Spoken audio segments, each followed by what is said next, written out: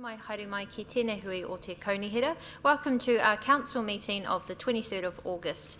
I'd like to welcome all those who are tuning in via live stream, also to our members of the public, and just a reminder to everyone to please have your mobile phones turned to silent. We will take a break about 11 a.m. this morning. To open up our meeting this morning, I'd like to ask Councillor Kai Fong to do our karakia. Morena koutou, ki e noi tātou. Tuitawa mai I runga, tuitawa mai I raro, tuitawa mai I roto, tuitawa mai I waho. Kia taua ai te mauri tū, te mauri ora, ki te katoa, haumi e, hui e, tae ki e. Thank you. Are there any apologies for this morning? I do have an apology from Councillor Patterson. There appear to be no other apologies. May I please have a mover and a seconder? That's moved by Councillor O'Brien, seconded by Councillor Maxwell. All those in favour to accept those apologies, please say aye. Thank you. Any declarations of interest this morning? There appear to be none. We move to urgent items not on the agenda. Are there any urgent items this morning? I do have one urgent item. This was circulated to the councillors yesterday. The paper is also in Stella on this meeting date, if you need to find that. The urgent item is Rotorua Lakes Rotorua funding proposal. Now, just want to advise that unfortunately this was an urgent item and not placed on the agenda because of the timing of when we received confirmation of support for this from Rotorua Lakes Trust. So, of course, our agenda items come out 1 week before. We received it on Thursday, I believe, instead of the Wednesday. So it is an urgent item on the agenda today. The reason that the item was not on the agenda was because of that letter. There is a letter that we received from Rotorua Lakes Trust confirming their support for Rotorua wastewater scheme and for the need to secure the funding to reduce the cost of the project for whānau. It was received after the council meeting agenda was published, and then the reason why a council decision cannot be delayed, and we wish to address it at this meeting, is because of the timing of the next Rotorua Lakes strategy group, which is on the 22nd of September. So we would need to address it now to ensure that when we get to the strategy group meeting, we do have a position of this council. And that this report is seeking council support for the recommendation of a progressive increase to the current lakes enhancement rate to be considered when we do our long-term plan deliberations. So it's just signalling that we will consider that at that time. And again, that is required prior to the next meeting. So as this is an urgent item not on the agenda, I do need a mover and a seconder for the motion that this proposal be dealt with at this meeting. That's moved by Councillor O'Brien, seconded by Councillor Wang. All those in favour, please say aye. Thank you. And we'll invite Stavros up to overview the report. But in the meantime, I will just take the confirmation of minutes, please. So this is that the minutes of the council meeting on the 25th of July be confirmed as true and correct record. That's moved by Councillor Barker, seconded by Councillor Kai Fong. All those in favour, please say aye. Thank you. And we now hand over to Stavros, who will overview this report. Oh, before we do, Madam Chair, could I just say apologies for my couple of minutes late. Had a phone call as a couple of weeks ago. We had a group from Hawaii come over, as Robert Lee will know, and I just was talking to them. First time I heard from them in 3 weeks after the fires. They were from Maui. So sorry about that. Ngāmihi. Thank you. Thank you, Your Worship. Morena tatu katoa. I do hope the report is explanatory in the background. I just want to make a few points and happy to respond to any further questions elected members may have. Just a quick reminder, some time ago from 2005-2006, the Rotorua Lakes Council and the Bay of Plenty Regional Council have committed to undertake a whole range of lakes water quality improvement projects. Those projects were supported by Crown funding, was called under the deed, that provided an amount of money to assist the execution of those projects. Both organizations have committed to deliver the outcomes of those projects within certain timeframes. In our respect, our focus has been on executing sewage reticulation projects around the lakes to remove untreated sewage from the lakes, and we committed to complete these projects by 22-23 year. Obviously, early reports to you identified that we have delivered all those projects in time, and the net effect of that is that some 2.5 million litres of untreated sewage no longer enter the lakes. On the funding component of that, they did stipulated that the Crown funding would contribute 50% to the actual cost of each one of those projects. Every project started with an estimate, and as the project progressed, the actual costs were calculated at the end of the project, and an application was made to receive 50% funding contribution from that. When we reached to the last project on our program, the East Rotorua project, we have identified that the initial allocation from the Crown deeds was insufficient to meet that 50% contribution was required by the deeds. The strategy group identified that needs to rectify that situation and made a number of resolutions. And as there were unused funds allocated to other programs, like the land incentive programs, the minister eventually, after 3 years of effort, was convinced to reallocate unused funds from the land incentives to East Rotorua project. Unfortunately, back in May this year, the minister has changed his decision, and he insisted that in order for that transfer of funds from the unused program of land incentives to the East Rotorua need to be backed by a commitment by the council, by this council, to supplement those funds for the land incentives when required. Her Worship the Mayor, on behalf of the organisation, made that commitment in a number of occasions. However, the Minister has not responded to that commitment yet, but required that we stipulate when a funding instrument would be enacted to enable that to take place.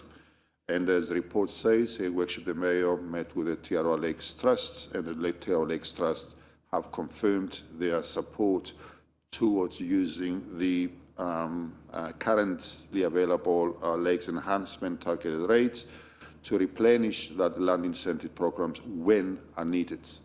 So for your information, the land incentives programs are significantly behind schedule. They were supposed to finish about 70% of their targets by 2022. They have completed about 30% of those targets to date.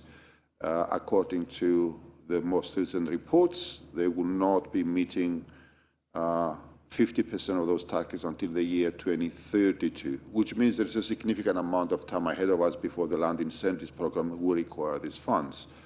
However, the minister will require to see a progressive accumulation of revenue allocated and earmarked for that purpose when it's eventually necessary. So my key points here is that the report in front of you basically signals that the council would signal to the community that lakes enhancement target rate will progressively be adjusted in coming years through the long-term plan consultation process to ensure that funds are available to replenish the land incentive programs when needed and when the strategy group requests Rotorua Lakes Council to commence supplementing those funds. In my view, this is a necessary response to an unfortunate decision made by the minister. However, it's a tactical move. It's a necessity that needs to happen in the short term, because the alternative is for the local community in East Rotorua to wear the financial consequences of that funds depletion or non-allocation. However, I also would like to sort of bring to the attention of elected members that using the lakes enhancement rates in the long term, it could be seen as a strategic tool where you have a transparent instrument for water quality programs to be enacted at your discretion, of course. Going forward, there will be a need to undertake a number of water quality improvement projects which may relate to further sewage reticulations, may relate to wetlands, may relate to improvements to the way we treat stormwater and so on. And having a dedicated target related to that effect, it could become a transparent instrument where the communities are aware what those programs of water quality improvements may cost to them too. So, of course, all these programs are always going to be subject to the discretion of elected members, but using the targeted rate, it seems to be an appropriate, an open vehicle to accumulate the necessary funds to help in the East Rotorua situation at the moment, and any other programs or projects you may deem to be appropriate for. Thank you very much. Thank you very much, Stavros. I'll ask for a mover and a seconder just to receive the report, and then we'll open up for questions and comments. That's moved by Councillor Brown, seconded by Councillor Kiriopa. We'll put that to the vote only to receive. Everybody in favour, please say aye. Thank you. Any questions for Stavros? Perhaps I'll start. I do have two questions. The first question is, I'm very concerned about the affordability for the community based on the Minister's decision.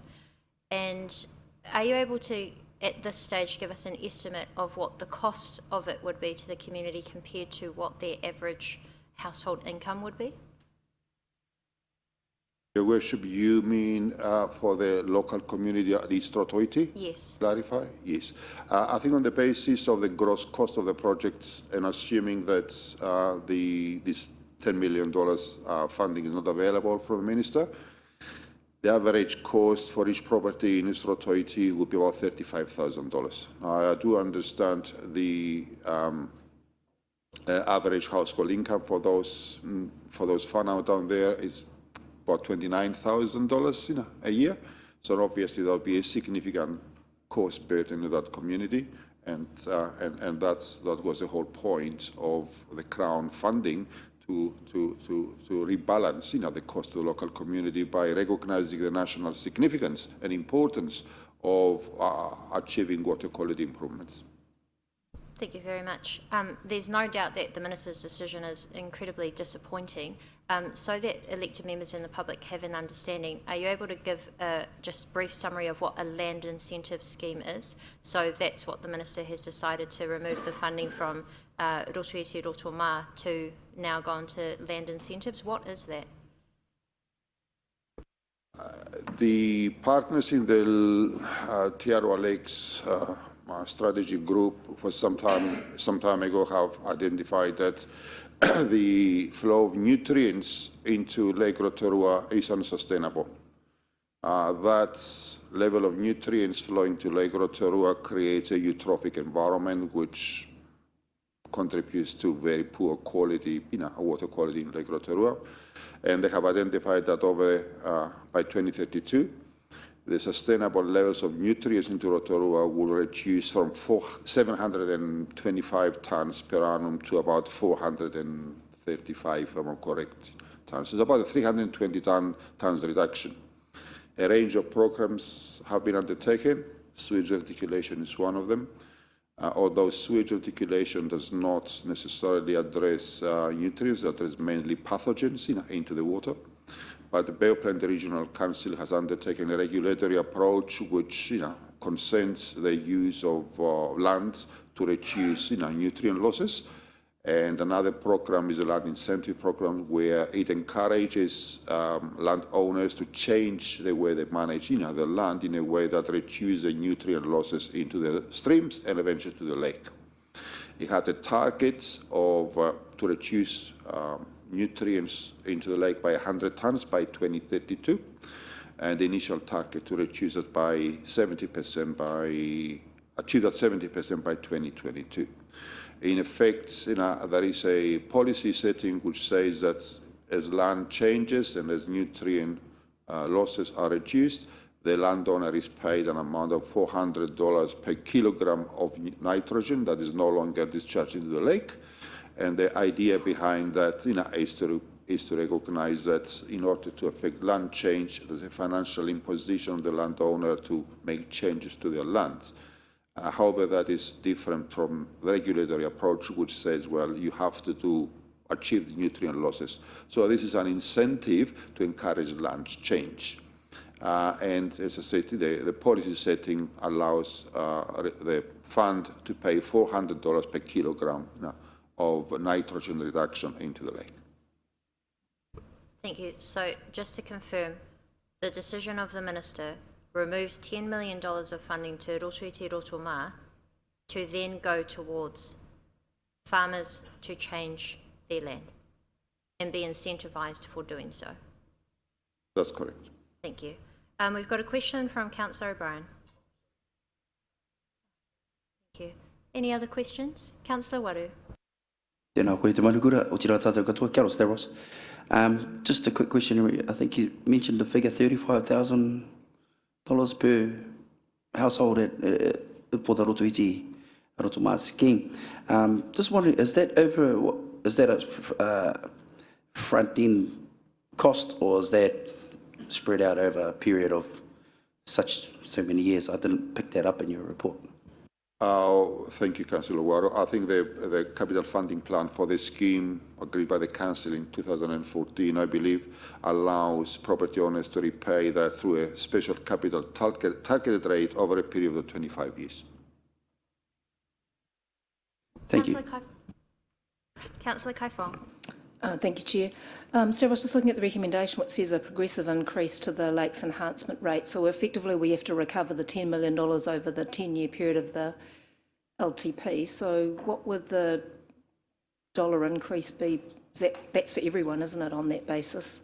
So if we're starting low, are we not intending to recover the $1 million for the first year, or what does that mean when you say a progressive increase? Thank you, Deputy Mayor. We haven't done that financial modelling yet, and as the recommendation says, it is signal a progressive increase in the LTP. So we will come up with the actual financial model on that to identify on year 1 to year 10 or year 15 what that rate increase will be made. And of course, that is also subject to your decisions as to whether you want to use that instrument for other projects too. So I don't know that. We need to signal into the LTP an intention to use that enhancement rate. But if you want to recover it over 10 years, obviously there is an amount, probably about $20 or $30, of change, or a gradual change. But you may decide to use it in a different way. So with finance, chief financial officer will have to work some model and come back to you at the point in time where the LTP will do the consultation. At the moment, you are only agreeing the principle of that progressive installation. Okay, and just a second question, Chair. Given that the Minister made the unilateral decision to remove the funding, are we able to make this a conditional decision that effectively we agree to reinstate the land incentive fund over this LTP 10-year targeted rate, subject to him confirming that we get the 10 million? Because as I take it, it's still up in the air. Well, I believe the overarching objective here is that the $10 million is again allocated to East Rotorua, and that's the only reason this resolution in front of you there too. I think it's implicit into the recommendation that that's how you're going to do it. Now you may decide to use the the lakes enhancement rates to support that local community, but it's not in relation to the minister's decision. It's a decision you would make in your LTP. Okay, thank you. Sorry, I was just saying if there was any ability to leverage the government support. Thank you. Councillor Kiriopa. Sorry, I might be right off track here, but am I right in thinking that what we're asking here is for the Rotorua Te Rotorua ratepayers to be bearing the cost of of land use change for farmers now that the government said they're not going to give that $10 million? Councillor Kiriopa, we're not asking those communities to do that. What we're saying, the consequences of that happening, of land incentives not funds not reallocated to the East Rotorua will mean that the local communities will carry that cost. It's the consequence. We're not asking them. What this proposal says that you're going to use our lakes enhancement rate, it means the whole of the district will support, that funding. The alternative is for those local communities to carry the full actual cost of about $35,000 per property. Through the enhancement rate, you spread that load into the whole of the district. And so just to confirm, Councillor Kiriopa, because I've been involved in the discussions, obviously, the Minister's decision would result in that, yes, it would result in the Rotorua Lakes community having to pay the full cost of the wastewater scheme. So what is being proposed by this council, if the Minister does not change his decision, is that we consider it in the long-term plan for the rest of the community to help to front that cost, understanding that that is entirely unaffordable for Rotorua community. The underlying issue is that the Minister has gone back on previous promises and commitments that have been made, and also gone against what the Rotorua Lakes Steering Group Committee was working towards. So it is a very concerning and very surprising situation we find ourselves in. What this proposal does is guarantee to the Rotorua community that we will consider it in the long-term plan, and in doing so also confirms once again to the Minister that this council is capable and possible of funding this scheme if required, that we will remain committed to it. We've got a question from Councillor Waru. Tēnā koe te manuku, or probably more of a point of clarification, just Stavros, the 10 million you mentioned, that was, I suppose, ear tagged for the incentive program, I think that's what it's called, or incentive scheme. Is that new money that was, or is it existing money within that current fund? I didn't quite pick that up, sorry. No, Councillor Wari, it's money that was earmarked through the Crown deed agreement in 2005. The Crown contributed, put on the table $72 million in 2005 to be split between the various projects. So it's not new money. Thank you. Question from Councillor Lee. Thank you, Madam Chair.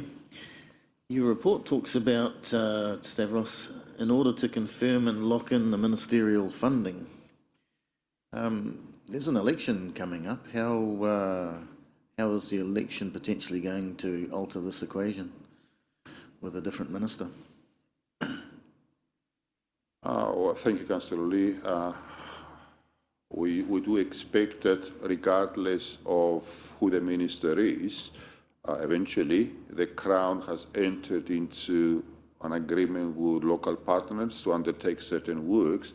Basically, it's the Crown that is having a contractual obligation with the Rotorua Lakes partners to do this.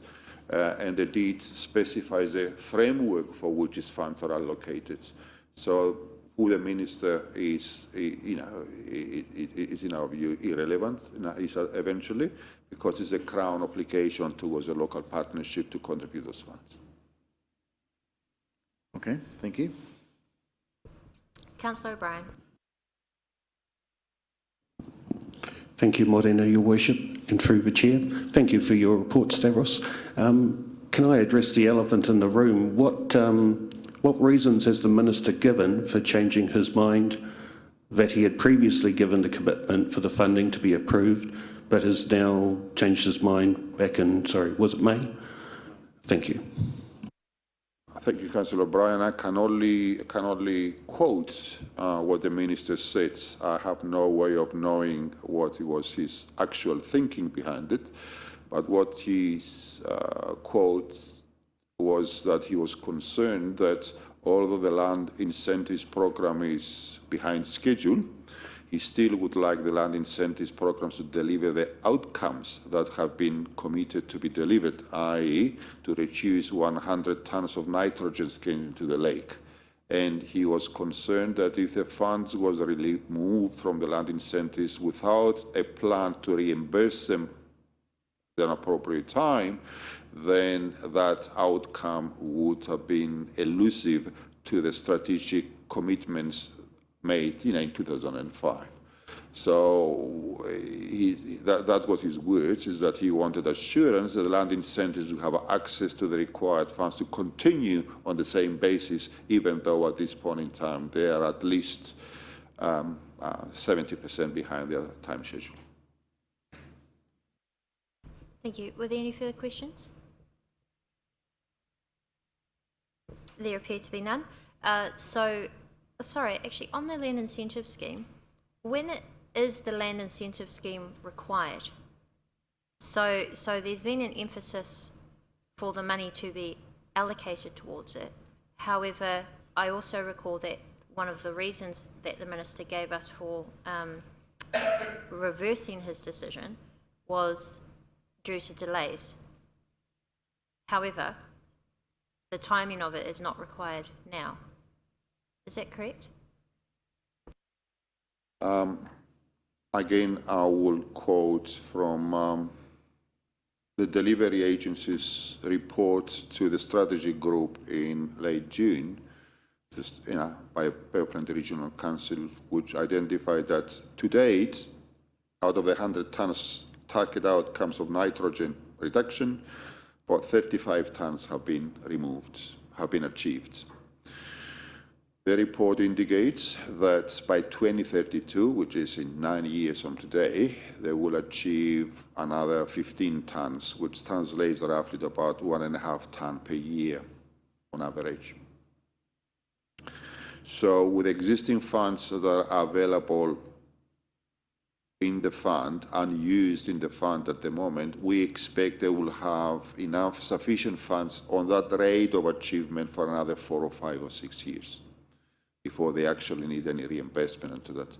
The idea of the Minister and from other parties is that they wanted to have confidence that this council will accumulate gradually funds, so in 4 or 5 or 6 years when these are needed, they will be available to be reimbursing the land incentives program. So to the best of our understanding at the moment, and taking the historical achievement record and the projected achievement for the next, by 2032, as the Plant Regional Council has reported to the strategy group on the 28th of June, there will be a gradual, achievement of the targeted rates, or targeted,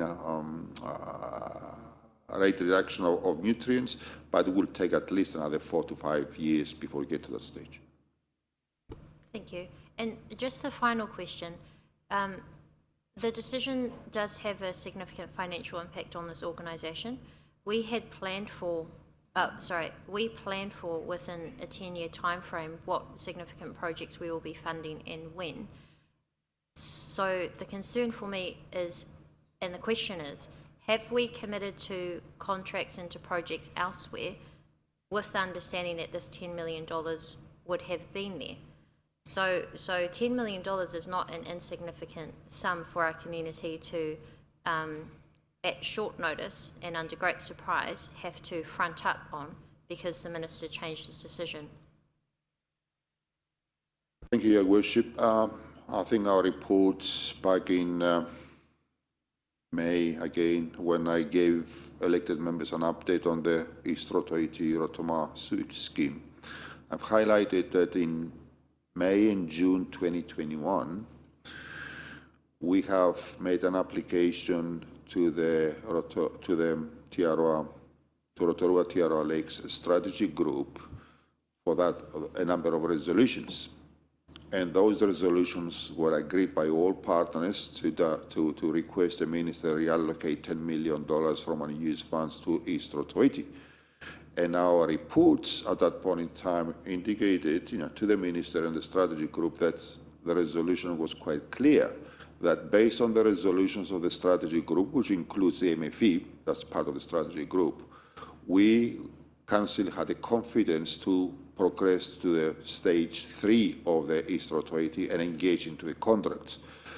those are resolutions made by the strategy group, and the minister's decision in September 2022 confirm and allow us to progress the contracts. The minister changed his decision subsequent to that, but by that stage we were already into the contract and we made contractual commitments to progress on the basis of the resolution the strategy group has made, and the minister's indication that he will agree to that, and the minister's letter of 2022, and of course now we are locked into a contractual commitment to finish the work.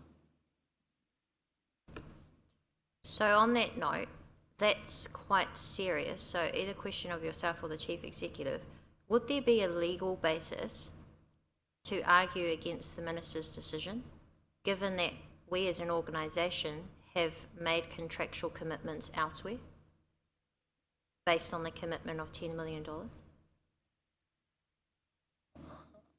I would say that the funding deeds prescribes a way of giving priorities to funding on agreed current annual and 3-year programs. And those programs need to be agreed by the steering group and the strategy group. And the minister has an obligation under the deeds to concur and agree to the resolutions of this group. That's my understanding.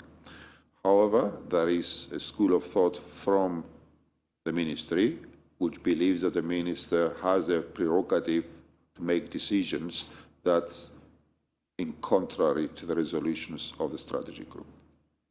Now, I have not explored that detailed legal avenue behind it, but I would suggest that on the basis of principle of entering into a strategic partnership and trust and confidence, you would think that the Crown should follow the processes and the priorities stipulated in the deeds. Now, I have not done any detailed legal assessment of taking the Crown to court, for example, and as a matter of fact, would have been unfortunate to get to that stage. Thank you very much. So there does appear to be no further questions. So at this stage, I'll ask for a mover and a seconder for the motion. I'll read it out. Moved by Councillor O'Brien, seconded by Councillor Brown, that the Council agree that in the Council's upcoming long-term plan deliberations for the 2024-2034 period, a progressive increase to the current lakes enhancement rate will be proposed at an appropriate level to accumulate sufficient funds for the reinstatement of the land incentives program when required, and possible other lakes water quality improvement undertakings at Council's discretion.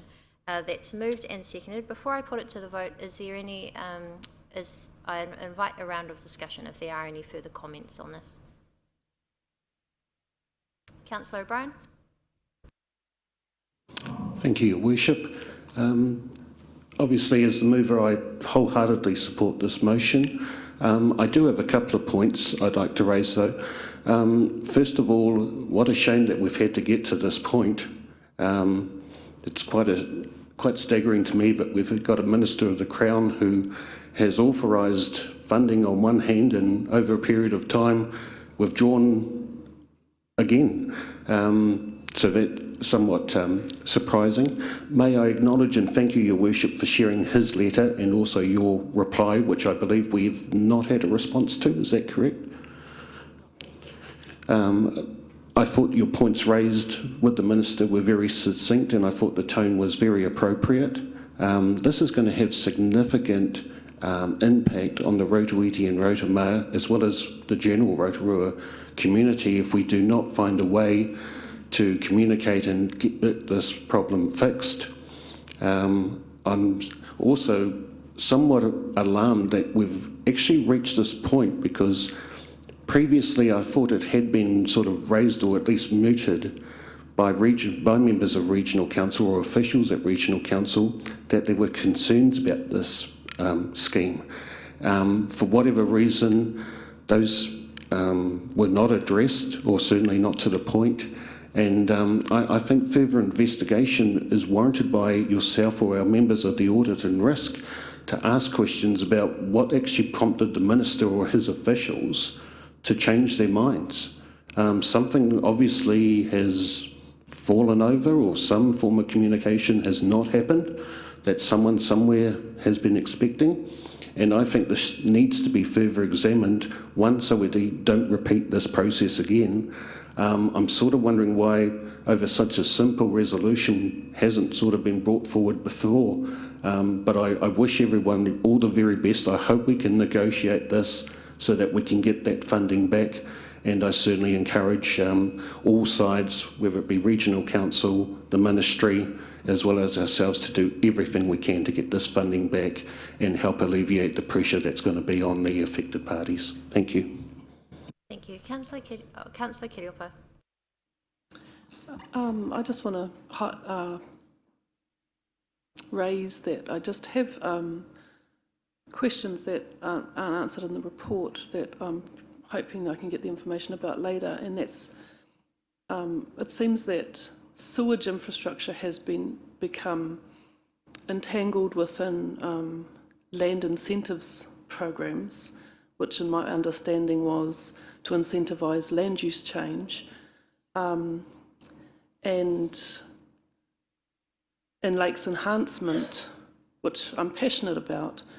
And I don't understand at this point, with the information we've been given, how a decision like this is going to channel money away from the actual enhancement of wetlands, those sorts of things, the incentivising of farmers to move away from intensive farming, how that impacts on the lakes work that many of us are passionate about.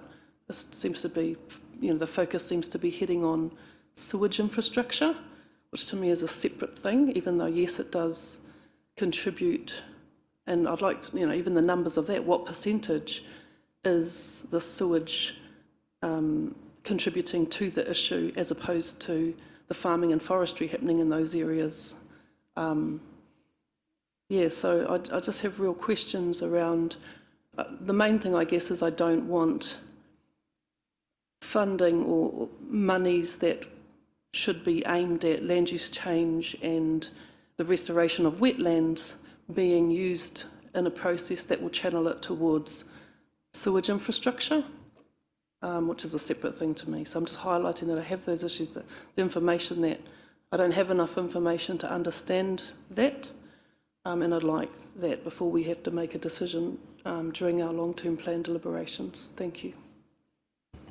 Thank you, and I'll certainly keep elected members updated on how this progresses with the Rotorua Lakes Strategy Group, and also make a commitment that if there is further information on the specific projects, we normally receive that in our agenda items for it, and I'll ensure that that information can also be circulated so that we all understand what programs are being supported and planned for. Thank you. Councillor Waru. Tēnā koe te maruguru o tira tātou katoa. Here's a couple of quick comments around the incentives program. As someone that's participated in that program with a few blocks that I sit on, it's actually nitrogen. So they're basically buying up your nitrogen on your blocks. A few of the blocks that on found that not to be an issue because we're trying to be more environmentally savvy anyway. So it was kei te pai tērā. The thing that I also want to sort of mention is that with that came a hook, which was a 999-year-long term. So that's probably something you are not aware of. And so once you sign up to that, you agree to keep your nitrogen level to a particular level for 999 years. That's meant to be, this is looking long term at the health of our waterways in our lake. Problem is that if you're a good enough negotiator, then you were still able to do certain things on the land, and you didn't have to give up all your nitrogen. So you still were able to develop parts of your whenua and all that kind of stuff. And then they also tied it up with the $1 billion tree fund, which they're encouraging blocks to then plant trees and things like that. So it was a good scheme. However, the way I see it was this $10 million was going to be paid back at some time, at some stage anyway. So to sort of add to Councillor Kiropa's kōrero, probably wasn't money tagged off for a particular kaupapa. It was just money that was available, and it was there was an agreement in the deed to be able to be funded back over a period of time. Now, I've heard also mentioning of ministers changing their minds. This is not unusual. I think Gina probably could attest to this too, especially within the iwi politics when you are having negotiations and things. That happens. That is the minister's prerogative. I don't think there'll be something there that protects him from, I'm pretty sure, that gives him a particular power or something to make decisions. I wouldn't say it's the most honourable one. I'm a bit disappointed in that, especially after all this time working with Rotorua Lakes Council and Tarawa and Regional Council that it would come to this. However, I'm thinking, Rotoiti and Rotorua are going to feel a bit of pain there. But if we spread it across the whole community, well, they might ease it a bit. Eventually, we've got to pay it back anyway. I suppose that's the message. It was just a pity that we couldn't get that money now, because we have other plans within the LTP. So, Stavros and your team, I think this bodes well, and hopefully that's enough to get the minister to go, oh, okay, there's a plan here to pay that money back in some time, because from what I read and what I'm hearing, that's what it's coming down to, really.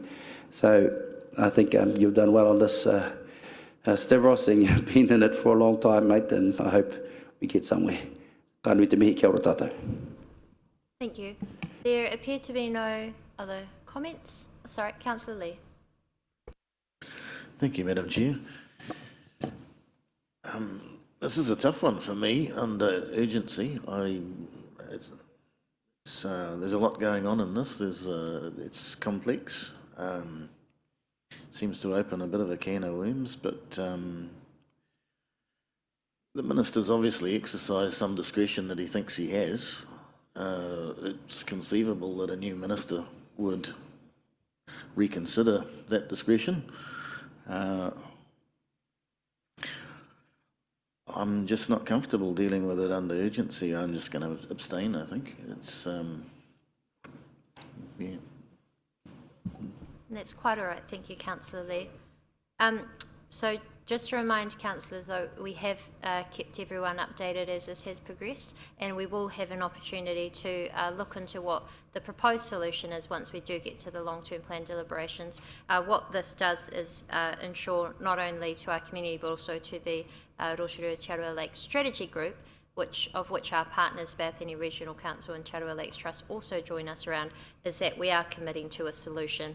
So there is no doubt that this is going to be a significant issue, but we will also be working as hard as we can and advocating as much as we can for our Rotorua community, particularly the Rotoiti Rotorua community who do require a wastewater scheme at some stage. So we've had plenty of discussion. May I please have we have had a mover and a seconder. That was moved by Councillor O'Brien, seconded by Councillor Brown. All those in favour, please say aye. Any against? And we note Councillor Lee's abstention. Thank you. We now move, thank you very much, Stavros. We now move to our next report. We have rates remissions. Can I please ask for a mover and a seconder to receive the report? Rates remission properties affected by lake water levels be received. Moved Councillor O'Brien, seconded Councillor Kai Fong. To receive the report, all those in favour, please say aye. Aye. Thank you. And we now invite Thomas Collet and David to overview this report. Thank you, Your Worship, and good morning, councillors. The purpose of this report is actually a welfare response to an issue that is affecting part of our community, obviously affecting Rotoiti Rotorua, where a number of properties, due to the increasing water levels, are underwater. Very distinct from the regulatory function with regards to doing property inspections, declaring properties unsanitary, and the flow-on effects with regards to that. So I just want to be very clear that what we are talking about is just a welfare function and is not connected to the regulatory. So we have had a request from 9 properties at the time of writing this report, and since then we've had a further 5 which we need to look at. All 9 properties have been visually inspected by staff, and they can confirm that the properties are indeed to varying degrees underwater and probably not suitable in their current state to be used, and are therefore comfortable with providing the welfare relief. 2 properties actually have asked for a formal process with regards to having the properties declared unsanitary and unusable, and they've elected to do that so they can engage their insurers and work through the next processes that they need to work through. The team at this stage do not have any intention of doing that process with the remaining properties, and will only do so at the moment if those properties owners ask us to do that. So just again, two different functions. We have asked for a 50% relief, which covers approximately half the year. The thinking around that was obviously it is hoped that the lake levels do recede and that owners can return to their properties. But if the council, and at which point we will revisit this in 3 or 4 months' time. However, if the council does wish, we are quite comfortable if you do recommend to put a 100% remission in for the year for these affected properties. So with that, happy to answer any questions that you may have. Question from Councillor Buck. Thank you, Thomas. Thank you, David. Do you have any idea how much the extra 5 properties will add to the cost of this? They'll vary, but we are talking $2,500 to $4,000 roughly per property, depending on its capital value. So that is the ballpark. These remissions are quite comfortably fitting within the remissions budget that's available to us as well. Councillor Kaifong. Thank you, Chair. Just 2 questions. Why the time frame suggested of just 2 quarterly instalments? Is it? So, as I just earlier said, Deputy Mayor, the thinking behind it is that to revisit this, hopefully there is a drier summer, the lake levels do recede and the property owners can return. However, that does put an extra burden on us to revisit. If the council does wish, we are comfortable with applying a 100% remission, which is consistent with what the Bay of Plenty Regional Council has done on their end as well. Okay, so Regional Council has matched remission as well from their end, given that it's under noting 6.3 that the legal responsibility for managing lake levels is not with us. So I'm assuming that's referring to the fact that it belongs with the Regional Council. So the Regional Council is providing 100% rates relief for any of those property owners that matches their criteria. For the same period? Or? Yes, for the 23-24 years, yes. Okay, thank you. Councillor Waru. Thank you, Te Marakura. Morena Thomas, David. Just a quick question around the remission. So, is it a hypothetical situation? We go 100% remission kei te pai. We want to support the whānau. Now, if the lake levels aren't addressed by our partners, or whatever the remedy is, could there be another chance of this happening? And there will be another chance. Are we going to keep doing this every time it happens, or? There is that potential, Councillor, that if this issue is not resolved, I think there's 2 pathways. That yes, they reapply again and we do something similar, while we continue to work with our partners on trying to resolve it. And as you're aware, Stavros and his team are forming a regional group, a joint working party, and working to resolve that. Secondary to that, if it does continue, then there is an element and a discussion with that community around an appropriate regulatory function as well. But the hope is, with the work that's being done, and hopefully the change in the weather patterns, that it does return to some normality. But as being indicated, is that the lake levels are not receding as quickly as people are expecting. If anything, at times they actually went up a little bit the other day. Yeah. Thank you, Thomas, and certainly support the kaupapa you put up. Any further questions? Do There appear to be no further questions. To open up for discussion, do I have a mover and a seconder? I'll read it out. That Council notes the comments under 6.3 risks of this report, and that ratepayers with uninhabitable properties applying for rates remission due to lakeside flooding be granted a remission of 50% for the 23-24 financial year. There is also the opportunity, there are two options. Your Worship, I would like to move that we grant a remission of 100%. Is that seconded? Seconded by Councillor Maxwell. We'll open up for discussion. So we have that amended to that ratepayers with uninhabitable properties applying for rates remission due to lakeside flooding be granted a remission of 100% for the 23-24 financial year. Any discussion on this item? Just a question of clarification? Yes. Sorry, are we saying that's 100% for the full year, whereas I thought you said 2 quarters in your report? Yes, we were indicating 2 quarters. This change will be the full year, so 4 quarters. And I can give you assurance that, as I said before, we're quite comfortable with that, and there's no pressure with regards to our remissions budget with that recommendation. Just to further clarify, on page 12 of the report, the financial result of that, a 50% remission proposed was $15,177. The full rates at 100% would be $30,355. Yes, Councillor Brown. Thank you, Your Worship, through the Chair, and sorry, I'm asking a question about the amendment, not going back.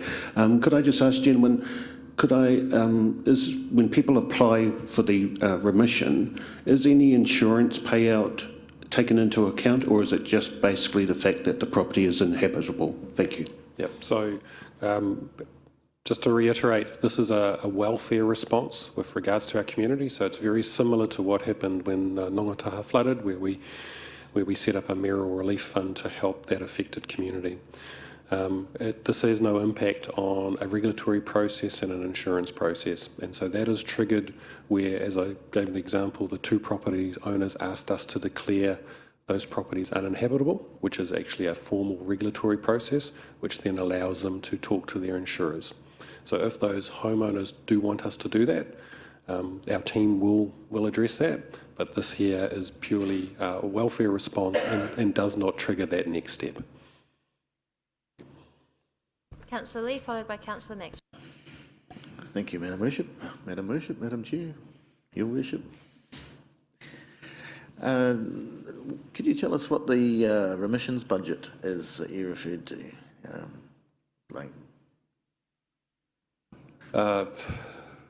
Putting me on the spot, several $100,000. If from memory, it might be in excess of about $500,000. So it is a substantial budget.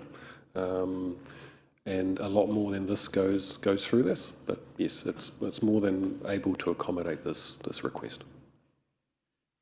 At the 100% level?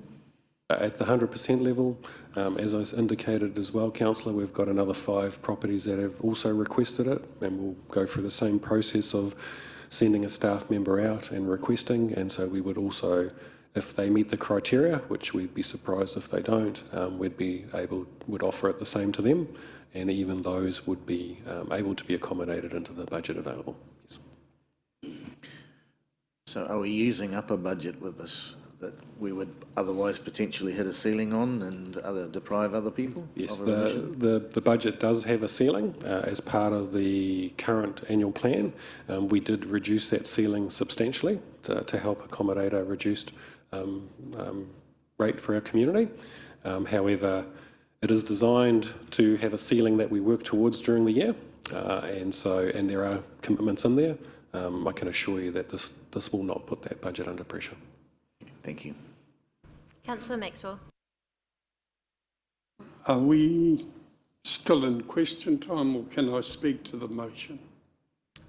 Sorry, because we did have the change to 100%, I was allowing further questions. So okay, perhaps I'll just clarify if there are any further questions, and then we can go to the comments. Okay. So I've got a question from Councillor Brown, followed by Councillor Kiriopo. Thank you, Your Worship. Through you, so if we set a precedent at 100%, which I think I'm comfortable with, but what is the potential number of properties that may come our way? That is it? So we've got how many? 9 here, 5 more to come. What's the total? Do we have an idea of how many properties might be in a similar situation? No, I'm sorry, Councillor, I'm not aware of the... Obviously, the community there that's affected is a couple of hundred properties, but they're all to varying degrees. And then there is a handful of properties that, you know, some of these ones that we're seeing here, the water is past the first floor and into the second, but Stavros might have a better indication of the total numbers affected. To the best of our survey data we've got, out of about 97 properties situated in Rotorua, which are mostly affected, remember that if Lake Rotorua overtops its natural spilling points, then it would stabilize. So the most affected properties would be around Rotorua, and we have estimated about 20 properties potentially out of the 97 can be affected. Thank you. Councillor Kiriopa. I'm going to ask a very unpopular question, I think. If we're talking about welfare,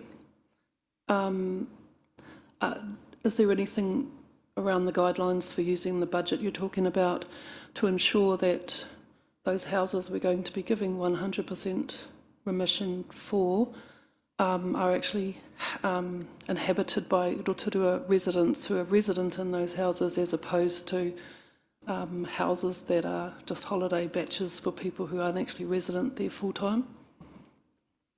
No, we don't make that distinction. We make the distinction is that they're a Rotorua ratepayer, and the Rotorua ratepayer is not able to use their property, whether it is for residential purposes or whether it's for a holiday home. And so in both instances, they're unable to use the property, and so providing a welfare relief. Councillor Waru. Tēnā koe te marukura. Thomas, quick question. There's a budget for this already, as you've already mentioned. Is this sort of... Does this always come back to council? This is an unusual one, and so what we did feel is it's important that this comes to council with regards to a council decision and making awareness of this. Yes. Okay, thank you. Councillor Lee. Thank you, Madam Chair. I think I've got a question that's really going to be difficult for you to answer, but I guess because you don't have a crystal ball, do you? So a 50% rates of remission would be for the next 2 rating periods. I'm wondering when it's conceivable that these people might be back in their houses and living happily ever after. So it's... Yeah, the intention with, that's why the intention with the original resolution was, you know, we have seen a change in our weather patterns from La Nina to El Nino. We all know that it is drier. It definitely hasn't rained on our community in as much as before, and so there is expectations that the water levels will recede. However, when we talk to the engineering team, they're actually not seeing that, and so there's obviously quite a complicated situation to be, hence why we're comfortable with the recommendation to change to 100%, and hopefully over the coming months that the team will have a better understanding of it, and hopefully it does stabilise for that community. But if not, there is a risk that we'll either be revisiting this or a more formal regulatory function in conjunction with that community on understanding the pathway forward. That appears to be all the questions. I now open up for a round of discussion or comments if there are any. Councillor Maxwell. Thank you, Madam Mayor. I'm supporting this amendment.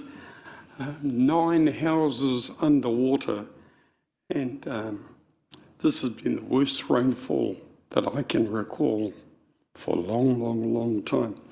I think with our support, this going through, it'll show that we care about our community, especially our lakes and rural areas. Also, I'm pleased to hear that Bay of Plenty Regional Council are giving 100% of their rates relief, although theirs are much smaller than ours. I can recall these are extraordinary times. Many years ago, we haven't had many, but we did pay out one time for a home in Rotorua Road because of geothermal, and that was just one house.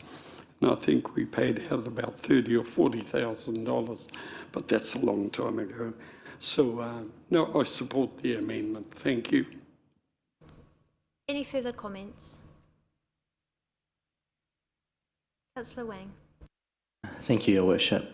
Thank you both, and thank you for the confirmation that you'll be comfortable with this motion as well, and the complexity of the situation, and I guess the uncertainty around the future, well, hopefully improvement and the reduction in the lake levels, but unfortunately, this we're not really setting a precedent here, because looking around the country, there's actually many other councils that have faced even more severe situations than we have, and I'm looking at in particularly Auckland and those in the Hawke's Bay region that have also provided 100% rates, or either 100% or up to 100% rates remissions for their properties that are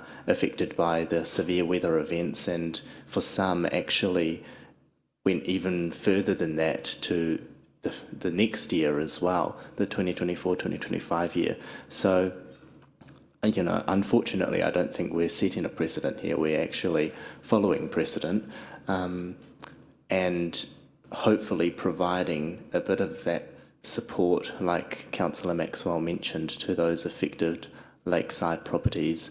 And I know, some of the residents that have had access to their properties cut off as well, having to wade through waters just to attend school, just to get to work, etc. It is unbelievable for some of them to have to be in those conditions, and I think this is just the least that we could do to help alleviate some of that pressure and that stress that they are facing. But also wanted to convey, having spoken to the Lakes Community Board, convey their thanks for the support for this and around the table for the rates remission and the relief that this would provide residents in the lakeside communities. And thank you again for confirming that that this wouldn't have a huge financial risk for us. Thank you. Councillor Waru, you had a comment? Kia ora, pakuno taku kōrero, kai te tautoko au te kaupapa nei, of course, it's the least we can do.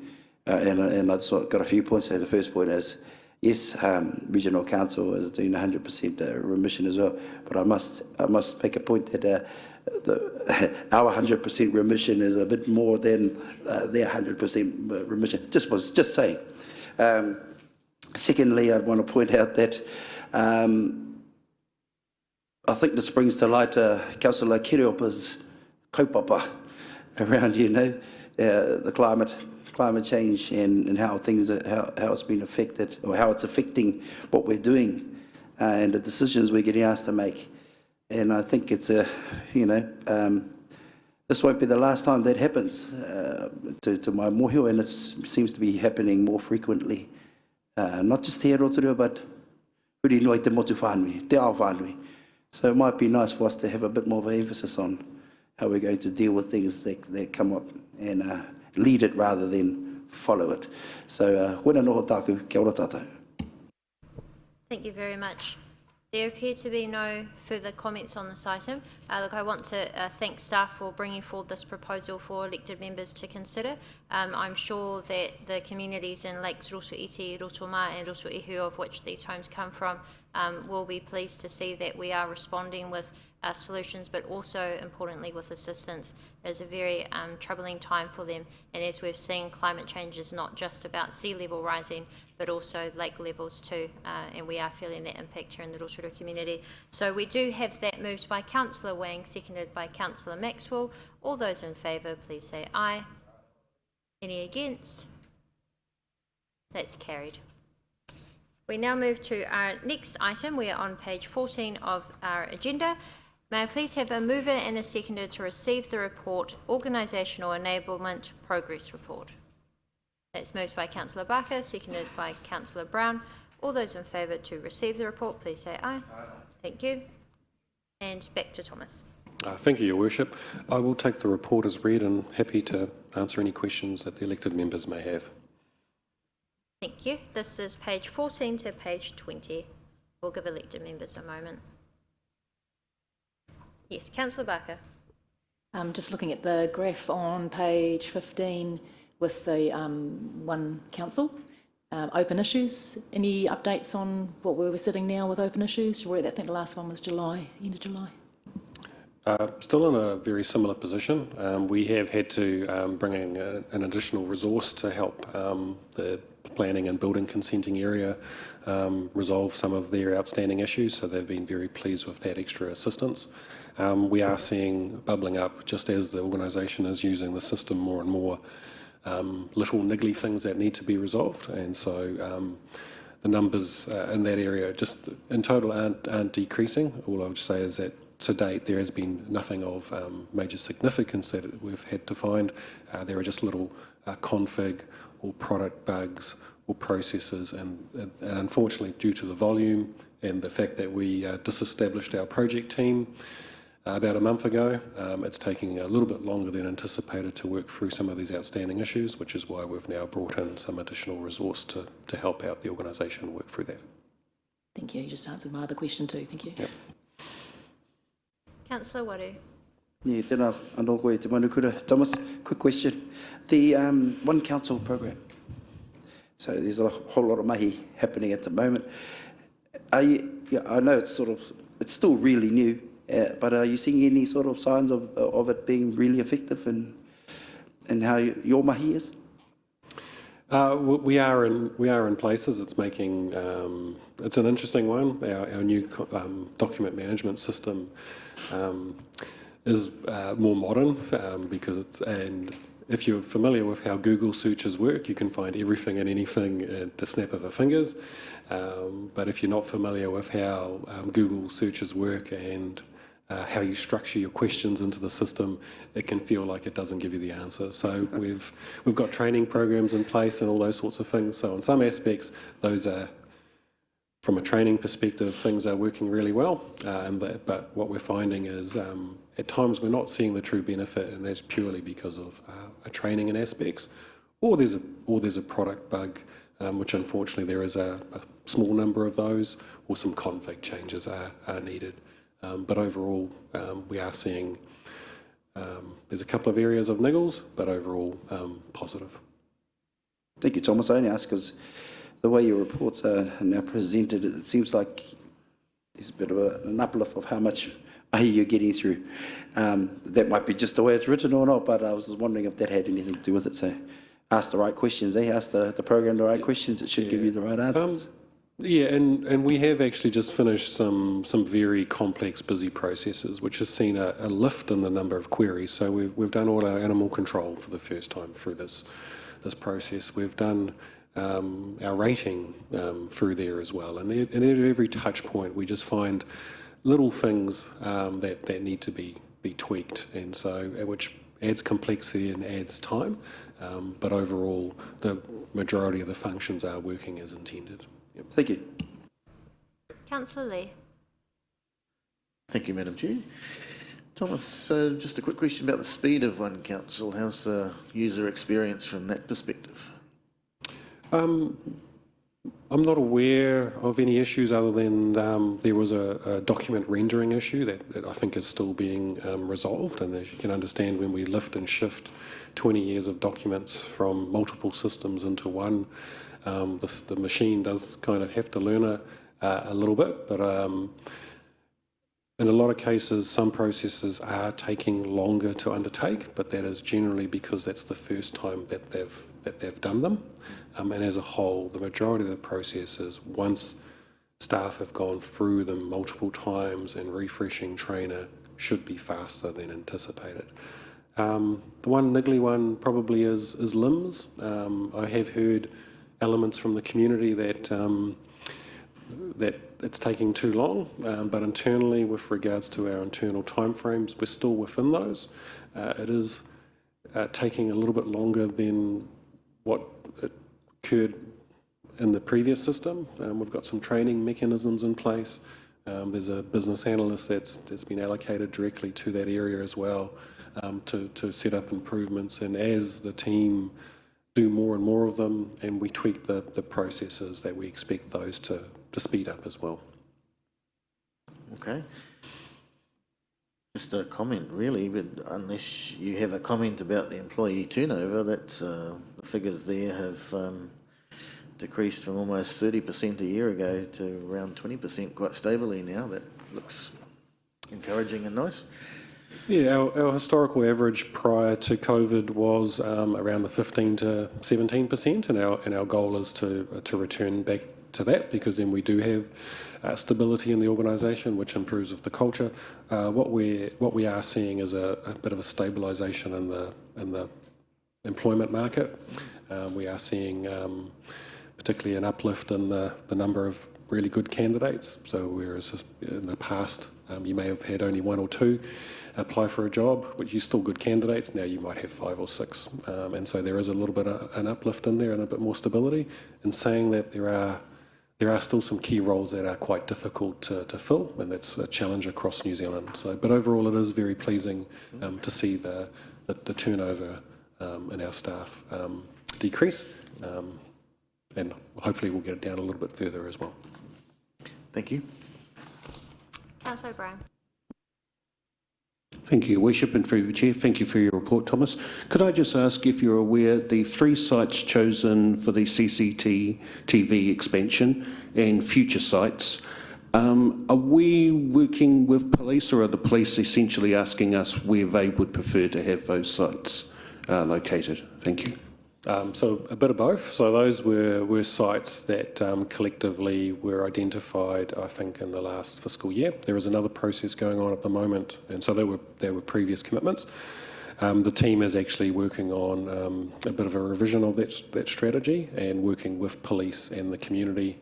Unfortunately, JP's not here to share with regards to where those new priority areas are, but those sites that we currently have underway were previously identified in conjunction with the community and police as being a priority as part of a CCTV strategy. But that strategy itself is just getting a refresh at the moment, and I think the council will have a view of that shortly. Thank you, Madam Chair. If I could just put in a plug, please, for our rural areas. Again, I know that that's something you've encouraged, but I just hope as we actually get around to installing these cameras at some point that we do bear that in mind, and that promises and actions to the rural community are actually followed up on. So thank you. Yeah, I'll just share, there is a substantial cost of installation, predominantly around fibre access. So the rural community does create some challenges with getting fibre access, and we are also reliant on the availability of chorus. And so for some of our areas, so as an example, we did put one in at Putaki Otawa, out near Lake Tikitapu. You are reliant on the availability of chorus and fibre at times, but I do know that we have put some CCTV in some of our rural community areas, and so yes, they do fall part of that wider strategy. Thank you. Councillor Brown. Thank you, Your Worship. Through you, Thomas. One of the councillors who's absent today has expressed interest in data security, and I know we are picking that up at an audit and risk, but I just wonder whether you'd like to speak to that for the benefit of all councillors. We're not going to lose our data? No, it's not something I intend to talk in detail in public, and so we have scheduled on September's Audit and Risk Committee and confidential to actually give councillors quite a deep dive with regards to the technology that we have in place to protect ourselves, and where we've done a risk assessment on some vulnerabilities and some recommendations to close those out. And so happy to share that with councillors, but unfortunately not in an open environment. What I do know is that we have historically done some independent penetration testing. This was a couple of years ago. Our systems were overall found to be quite robust. There were a set of recommendations that fell out of those, which we have implemented. And there is a vulnerability at the moment which that is common and has some risk attached to it, and we're intend on closing it. But that has a flow-on effect with regards to how the organisation works. But we do intend to close it, and more than happy to walk the councillors through that process. Councillor Wang. Thank you, Your Worship. Thank you, Thomas. I guess kind of just following on from that, I'm hoping that that discussion would also include, I guess, the safety and security of the hardware, and I'm talking specifically around CCTV and the origin of the hardware, and I guess the safety and the security around the hoping that it won't be compromised as part of that discussion later in the year. Yeah, I think the issue that you're I know what you're alluding to. It's something that the provider of the technology, there are some concerns around ultimate ownership of them. Ultimately, this technology is used quite widely throughout New Zealand, and until the New Zealand government instructs us otherwise, there isn't that much of an alternative at the moment. So we're not aware of actually any specific backdoors or vulnerabilities that people are alluding to, and what we're alluding to is overseas ownership of the hardware provider. And so, yeah, until the New Zealand government instructs us otherwise, we have had no indications otherwise that there are data integrity issues. Thank you. Thank you. I just have a quick question around the rates rebates process. I do note that it says the team is currently booking in over 700 customers to support them with their applications, and that it is an extremely busy time for the customer solutions team. Just in terms of demand, is that an amount of customers who would normally be booking in for rates rebates processes? Yep, so that's quite a consistent level. Every year it does creep up a little bit, obviously, as our population ages. And so what we do is we do have a process in play where we provide a little bit of extra assistance beyond just saying, here's the form that you have to print, sign, and bring back. And so what we do is schedule meetings with any of those ratepayers that want to come in, and one of the staff members actually will sit down, help complete the document if required, get all the supporting information, take copies, and deal with it. So it's just a little bit of a extra service that we provide. Big push at the start of the year, but those ratepayers do have the opportunity right up until the 30th of June to put those applications in for the following rating year. Thank you. There appear to be no further questions here. We have already received the report, so at this stage we'd just like to thank you, Thomas, for overviewing it, and we can move on to our next report. So we're on page 20. May I please have a mover and a seconder to receive the report, District Leadership and Democracy Progress Report. That's moved by Councillor Waru, seconded by Councillor Barker. And we will invite Greg to overview the report for us today in the absence of Una. And elected members, this is from page 20 to 27. Kia ora, Greg. Kia ora. Thank you, Your Worship. Kia ora, councillors. I will take the report as read and am happy to answer any questions that might come my way. Thank you. Were there any questions for Greg regarding the District Leadership and Democracy Progress Report? Councillor Barker. Thank you, Madam Chair. Thank you, Greg, for the report, and to Ona as well. Just interested to know how many submissions we've had for the speed management plan. We are still working through them, but approximately at this point we've got about 1,700 submissions that have come through, so the team is still busy collating that. Yeah. Thank you. Any further questions? Councillor Lee. Is there a trend developing with the feedback from the speed management?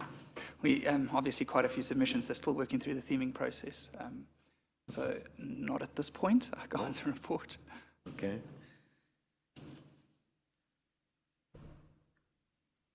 I did have a question, and it's just in regarding submissions, but also consultation.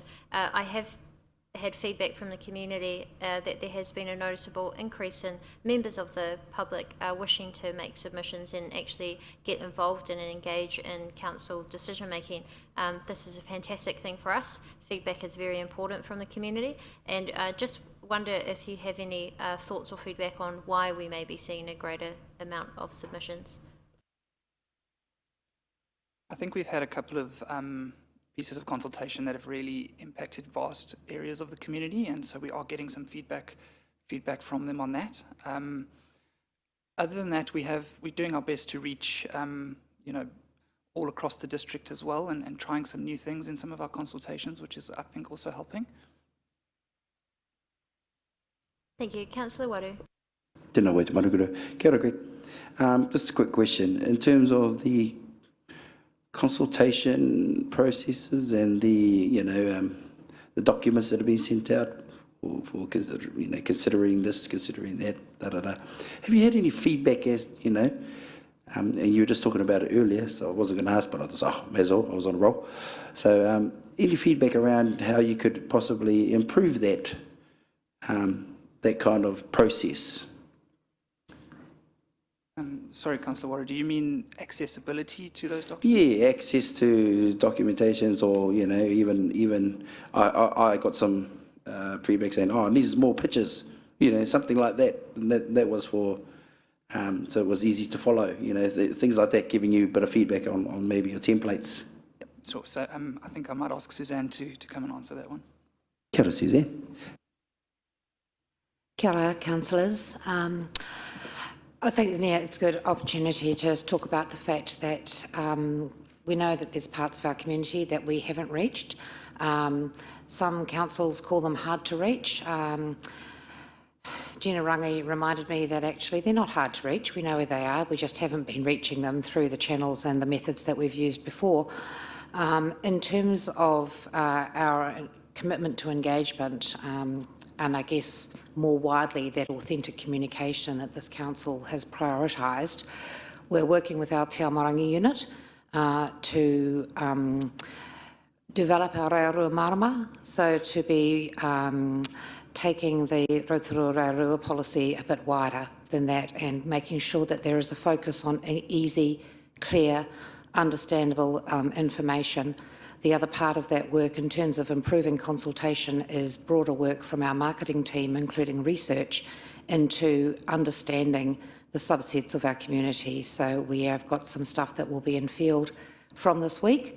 And so rather than assuming we know how and where people like to get their information, we will be asking them. Ka pai. Thank you. Good to hear. I'm here. Thank you very much. Any further questions? Oh, sorry, Councillor Wing. Thank you, Your Worship. A quick comment and then I guess a quick question as well. Just like to commend your team on really the increase that definitely that I've seen, and I know many others have seen, in the designs and in the social media, the marketing and the comms. It has really changed, and I feel like it's made it a lot more visually attractive and appealing, and maybe that's contributed also to the increase in engagement as well. I guess the question that I had around that was, is there any collaboration that your team, particularly around the comms area, has with any other councils on, I guess, sharing of the any new ways of doing things, of engaging. And I'm talking particularly here around, we all know how great Palmerston North City Council's social media and comms team is, and how high their community satisfaction is for the council comms.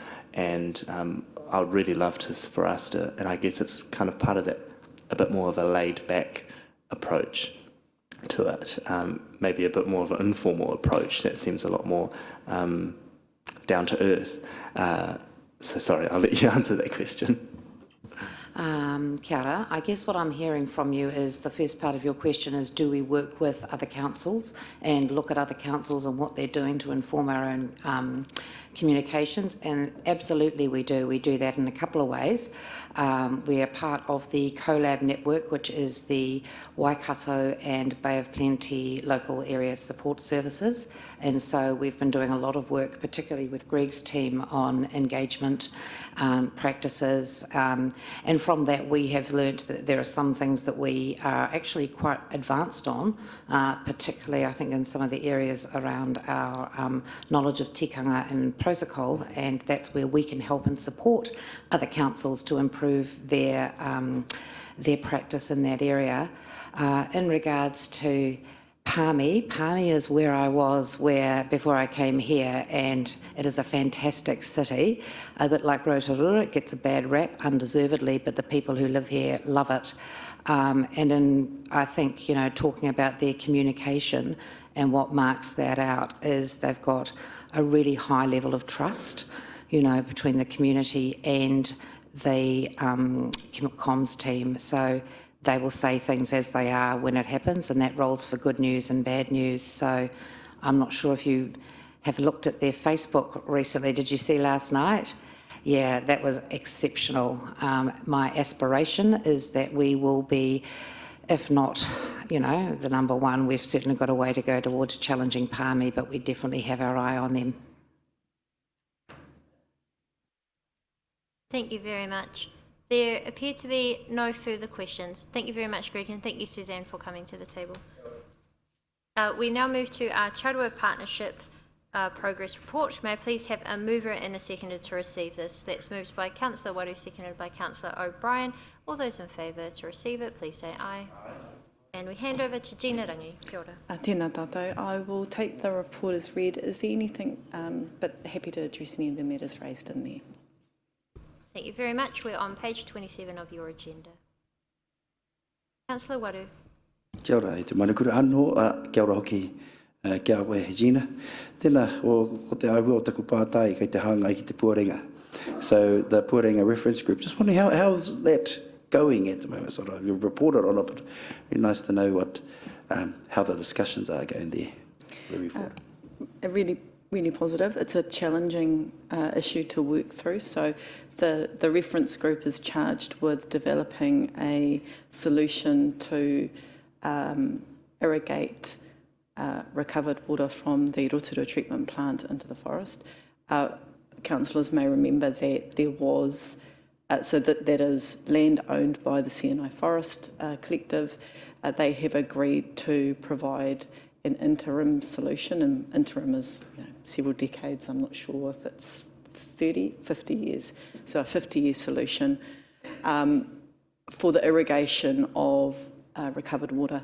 So the first task is to decide where that would best sit, and that's a question that's being led by CNI and particularly with the mana whenua hapu affected by those decisions. So that's Tūhaurangi and Ngāti Whakaue. The discussions have been very good. We've had some very good engagement with the Regional Council, especially around wetlands and where there are successful programs to establish new wetlands or restore historic wetlands in that Pueringa catchment. There's probably about half a dozen potential sites that are being assessed, but there's still a way to go to decide which is the appropriate spot. Kia ora, Gina, and one more question while I got you there. So I just wanted to wondered if you could expand more on the toitu, the iwi view kaupapa, the mapping tool. Can you just expand a little bit on that for me, please? Yes, so we have we have constant inquiries, both internally and from external parties, around who to engage with. The Toitu program is a GIS application, so it's a mapping program, and you can click on any address in the district and it will come up with the various iwi who have indicated that that is within their rohe. So all of the rohe overlays, iwi rohe overlays are in there. We started off using the maps that iwi had provided for their treaty settlement purposes. However, not everyone has a particularised map in that way, and in particular, the Te Pūmautanga settlement is a collective settlement for, I think, 9 affiliated iwi and hapu, Ngāti Pikiao, Tūhaurangi, Uenuku Kōpako, etc. And so Ben Manley led the work, working with each of those iwi to help define their rohe map for the purposes of this program. So yes, we were able to use some government and iwi data, but there was also a program of work to go alongside iwi and to make sure that we had the right mapping. We also contact them more or less every year to make sure that there haven't been any changes or things that they want to update. The map is a tool, and there are a number of significant overlaps between iwi rohe. And so while the tool is there, there is also training for staff to understand how to use it and how to interpret the data, as well as we will also provide a quality control check when someone has an inquiry. One of the work programs that we're working on over the next year is to potentially launch an external access version of Toitu that will require the consent of all of those iwi because it's their data. And again, we just need to make sure that people understand how to interpret the data, especially when there are multiple groups affected. Thank you, Gina, and thank you and your team. Mahi nui. Pene mahi kia ora. Councillor Maxwell. Thank you, Gina. My pātai is on page 29.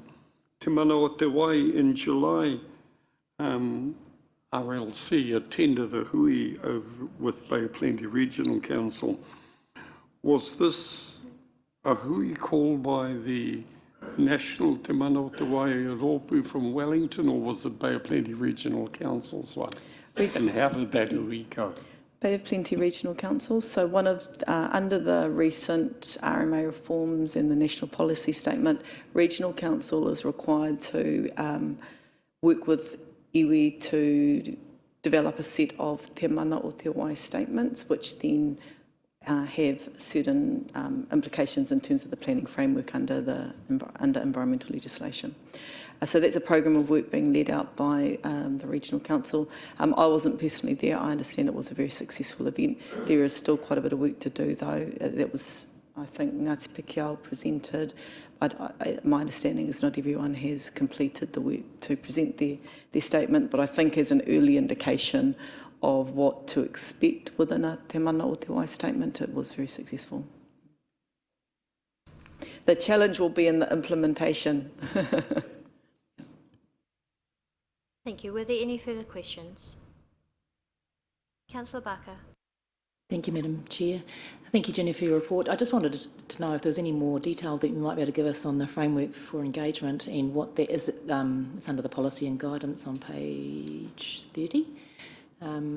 What that's starting to look like, please. Rough and conceptual at this stage. So we've just started the work to really think about what will be in the framework. So in terms of the structure of the document, one of the first things will be on why do we need to engage. So talking about what are the legislative requirements, any specific agreements that we have signed up to. Particularly with new staff, they often don't have familiarity with the various treaty settlements, so providing a one-stop resource where they can find the legislation that affects us directly, as well as any protocol agreements, for example. So the first is to understand what is the regulatory and statutory framework and legal obligations that we have. The next part of it will be around understanding the particular needs of working with Māori communities and some of the practical things that staff need to think about as they prepare for engagement with Māori communities. And then the third part will be providing some templates to help people to plan their engagement. One of the things that will be important is to make sure that it aligns with the work that's been led by the engagement team through UNA. So we've really just started the discussion around what that might look like. So the two need to be compatible, but there are particular tips that we can give for successful engagement with Māori communities that are, I guess, get people comfortable working in an environment that they might not necessarily have experience in. Yeah. And final question from Councillor Maxwell. Thank you, Madam Mayor. Jen, I just want to, a big bouquet for us here in Te Aroha. The Matariki events that were held on the side of Mount Nongataha. Last week I was at the coronation of the coronation and talking to people there at the functions. They were still speaking about the beautiful event that was arranged here. And it's just a shame we couldn't have it every year. But and then talking to Sir Po Temara, he commented on the first traditional ceremony of modern times to see wahine deliver karakia.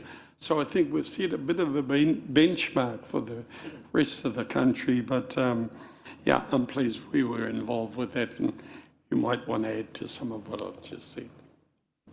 So that event was really led by Te Aroha and some of our mātanga karakia, tohunga karakia.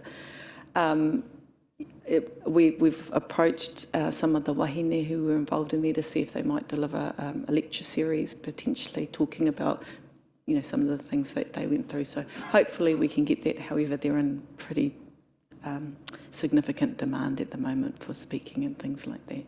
But, really important contribution to the national commemoration of Matariki. I also want to highlight, though, the community event that was run by Te Puia. It was highly successful, almost sold out, I think, as I understand it, within days, if not hours. 500 people attended.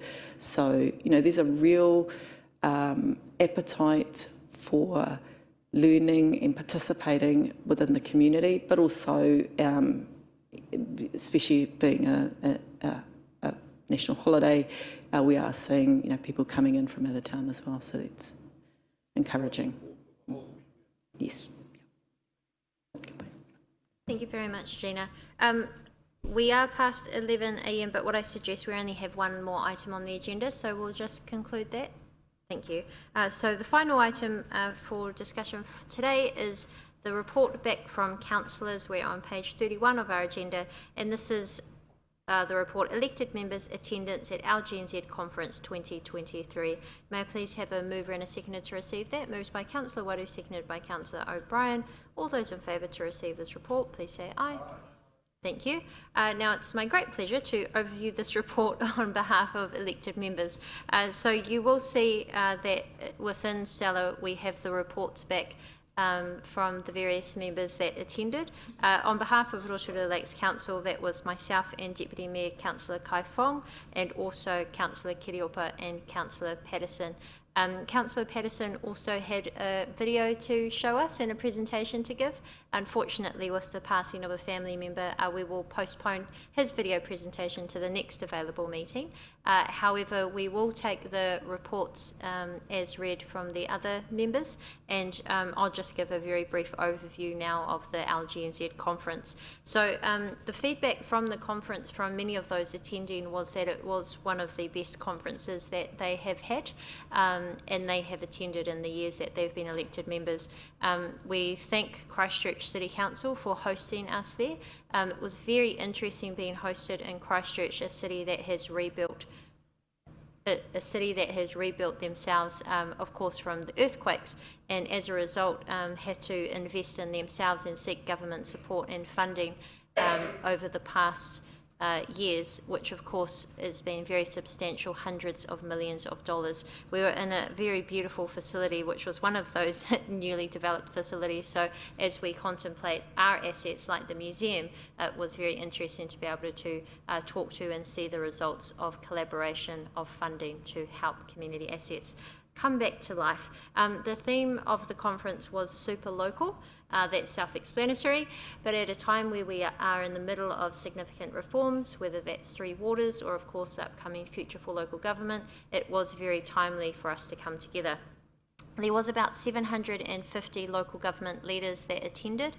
It's an excellent opportunity not only for us to learn about issues that are relevant, but actually the networking between the other councils is very significant. That's the one time that we as elected members get in the same room with councillors and leaders from across the country, and I know that there was great discussions around not only issues but also solutions that we've been finding. Some feedback for our council: all of the AGM remits that were proposed were passed. We, of course, as Rotorua Lakes Council, were opposed. We were against the remits that wish to allow co-chairs, and also that to establish KiwiSaver as part of the remuneration of elected members. This council was opposed. Unfortunately, the votes were there that they were still supported at the conference. So that's a quick update on that. Look, I think that's probably the most relevant information. As you would see, the reports are very detailed. There was some fantastic presentations. Those are also able to be found online too. But the overall takeaway from it, I suppose, one of the key messages that I enjoyed learning was, if you don't know where you're going, how do you know that you're going to get there? And to put very simply, if we're not, as local government sector and also our councils, planning our way forward and also planning to overcome the significant challenges that we have, then we're not going to be doing our communities great service. So yes, there will be some significant changes for local government sector in future. That is not only needed, but unfortunately at times mandated by the government. But by working collaboratively, not only with other councils as a sector, but also the partners who can help to fund and solve these issues for us in local community, we will be in a much better place for future. So that's a quick summary. If there are any questions, I would like to open up for that now. Question from Councillor Maxwell. Just one brief one. What does co-chair, is that for local government in New Zealand? What does that mean? So that item came to a previous council meeting on whether we wish to support the remits. Yeah. So you can go back to that if you wish. But it was just a proposal to allow there to be 2 chairs instead of 1. 2 chairs of local government? No. Oh. Of all.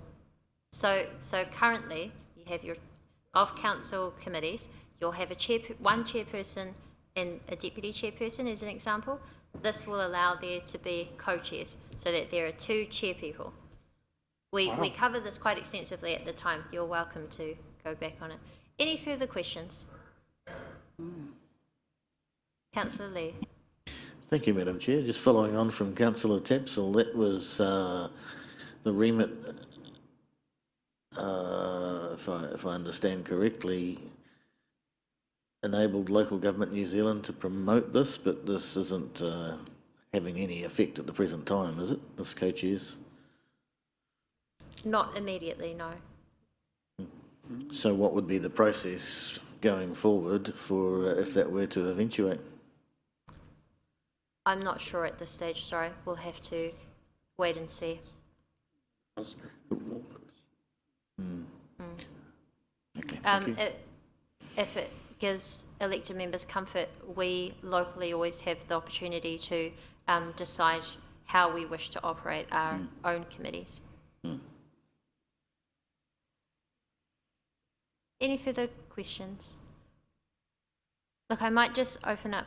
We are taking it as read, but was there any comments that other elected members who attended wish to make on the conference? I didn't go, but I just wanted to say thank you very much for the reports. They're really well written and a lot more detailed than I expected. So I actually went away after reading them. I actually learned a lot about the things that were happening, the kaupapa that were put forward at that LGNZ conference. So thank you to those who attended, and really appreciated your Pala's reports. Ngāmihi.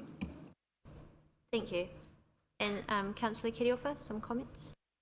I think I spent a lot of time summing up what I learned during my time at the conference, but I just wanted to add with what you had said about the conference being held in Christchurch, and as someone who did all of my schooling in Christchurch, doesn't have a lot of time, I don't return there very often, but I just wanted to highlight how inspiring it is that Christchurch went from a city where the central city awa, the Avon River, was once just a city drain at the back of the central city district, and they've rebuilt the city facing the river now. The river and the river is clear, it's clean, it's a feature of the city. They have they're connecting with the nature around them, and I just think that that's te mana o te wai in action, and I just think that is something that we could do better here in Rotorua with our urban streams. Yeah, that's what I'd like to highlight. Thank you. Thank you very much. You'll see in the reports there was also an asset management session as well, so very good learnings in terms of how do we not only reimagine but also re-establish our communities when needed. Were there any further questions? There appear to be none. Look, that concludes our... Sorry, Councillor O'Brien. Thank you, Madam Chair. Could I just bring up, and apologies for not bringing this up earlier, just on page 9, I think it is, there were a number of action points. Now, nothing urgent that I think we need to continue the meeting on, but particularly the fact that they were brought up by you at a previous meeting. I would hope that we find a way to address those action points in future at the following meeting, particularly ones by our chairs and yourself. Thank you. Thank you very much, and I'll just quickly read them. Action point, request for comparison data on number of live stream views, blah, blah, blah. Look at consistency with the terms used on the website and explore having more user-friendly documentation available on the website for people with intellectual disabilities. Thank you for re-raising those, Councillor O'Brien. Okay, there appear to be no further questions or comments. I would now like to invite Councillor Waru. If you could please close our meeting with a karakia.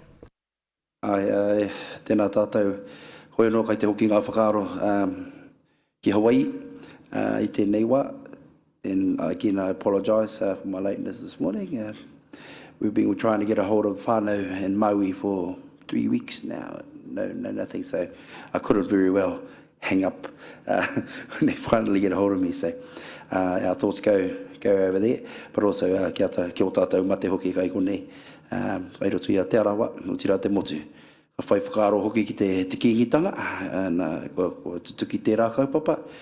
And I look forward to, I like having these progressive meetings. Nā reira e whawa, kia nui tātou. He honore he korore ki te atua e mau ngā rongo ki te whenua, he whakaaro pai ki ngā tāngata katoa āmini. Anga maira e te atua he ngā kouhau ki roto ki tēnā o mātou. Ara i te mana ki te amai mātou roto i a mātou mahi katoa. E pā e ihoa e orāna e mana ana i ngā taumutunga kore. E nā toro mai tori ngā tapu ki runga ki a mātou i a mātou e whaiwhai hārea nei tēnei mahi nui whakaharahara mo tēnei hapori, te hapori o Rotorua. E nei mātou a upononga e tuku whakawhetai atu nei kia koe kei taku ariki. Koe hoki tō mātou kai whakaora āmini. Thank you very much. I declare the meeting closed.